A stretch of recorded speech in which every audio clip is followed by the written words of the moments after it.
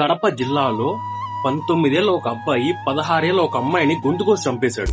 అసలు ఏం జరిగిందంటే ఆ అబ్బాయి పేరు ఔలా వెంకటేష్, 19 ఏళ్లు, డిగ్రీ చదువుతున్నాడు.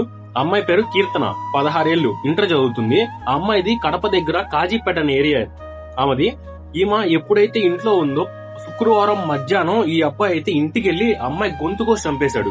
ఏం జరిగిందో తెలియదు వాళ్ళిద్దరి మధ్య. అయితే ఇదైతే అందరూ ప్రేమ వ్యవహారం అని చెప్పి పోర్ట్రేట్ చేసి అయితే ఉన్నారు చాలా మంది. అబ్బాయి అయితే అమ్మాయి గొంతు కొట్టేసి పారిపోతుండగా పోలీసులు అయితే పట్టుకున్నారనమాట. కానీ పోలీసులు పట్టుకున్న తర్వాత పారిపోతుంటే వీళ్ళైతే షూట్ అవుట్ చేశారు వాళ్ళు 3 times వాడి మీద. అయితే వాడికి కాలికి బుల్లెట్ తగలటం వల్ల వాడైతే ఇప్పుడు కడప రిమ్స్ హాస్పిటల్ అయితే చికిత్స పొందుతున్నాడు. ఇట్లాంటి నా కొడుకులకి కాలకు కాదు సార్ షూట్ చేయాల్సింది, ఏకంగా హెడ్ షాట్ కొట్టాలి. వాళ్ళకి అయితే స్పాట్ లో చచ్చిపోవాలన్నమాట.